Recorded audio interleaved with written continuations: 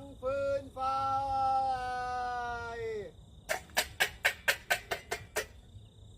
มืดดึกเดินระวังฟืนไฟ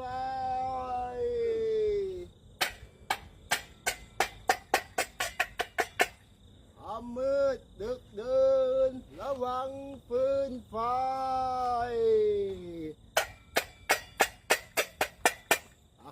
มืดดึกเดินระวังฟืนไฟสวัสดีนะครับผมพี่ๆในกลุ่มตะเกียงนะครับ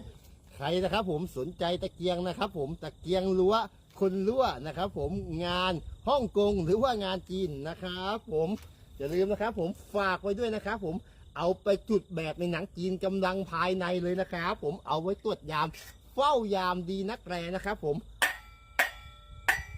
มืดดึกเดินระวังฟืนไฟ